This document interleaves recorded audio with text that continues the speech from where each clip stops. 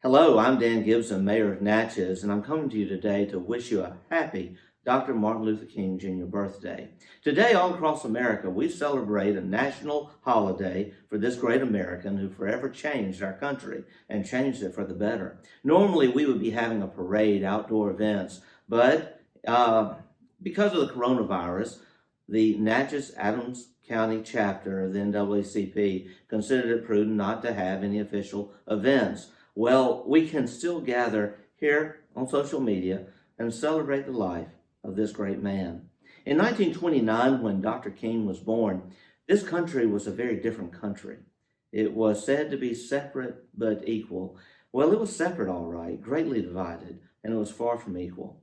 You know, years later, when I went through the public schools in Jackson, Mississippi, graduating in 1983, the very first class to go all the way from 1st through 12th in a fully integrated school, I really had no idea then what that meant, and that I myself was a recipient, a direct recipient of the dream that Dr. King fought so hard to bring into reality. You see, I grew up just thinking it was normal to have friends who were African American, normal to have peace, and to have such a great experience.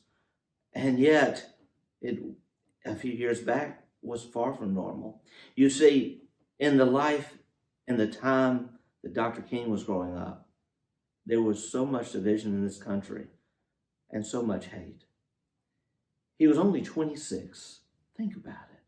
A young man, barely 26, when he decided to start a movement. This movement would forever change the history of America, the Civil Rights Movement.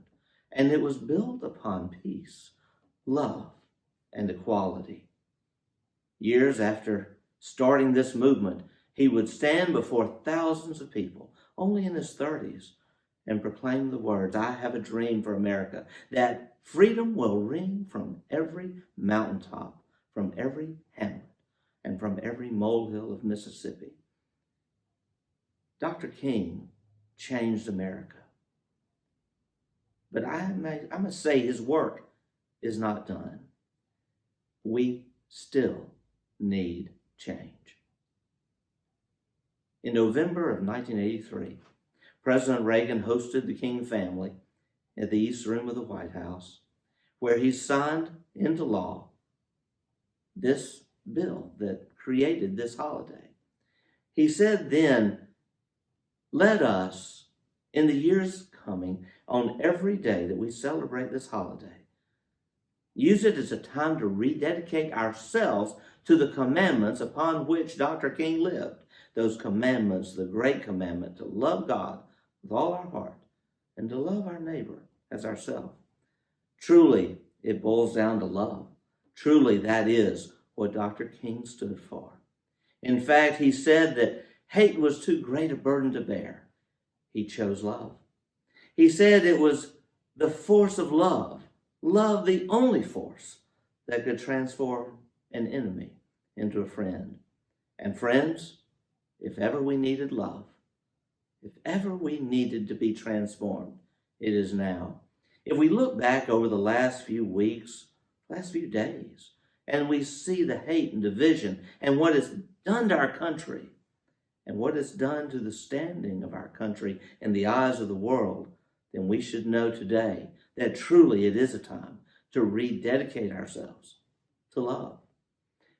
This Wednesday, we will inaugurate a new president of the United States, and with him, a new vice president, the first female African-American to be vice president in our nation's history. And I know there is division in our country. Division, some say, we haven't seen in many, many years. And that must change. So let us rededicate ourselves.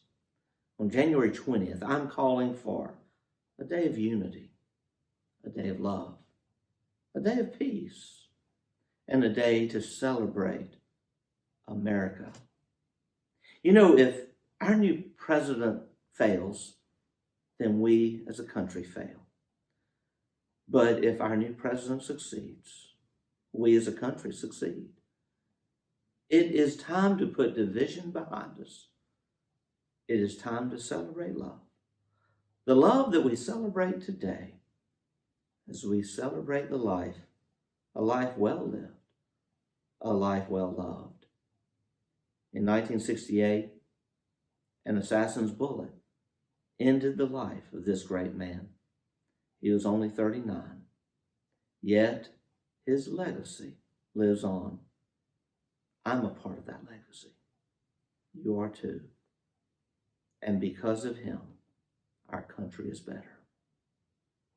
So let us unite in love and peace, and let us today celebrate together the life of the great Dr. Martin Luther King Jr. May God forever bless his legacy. May God bless you, and may God bless America.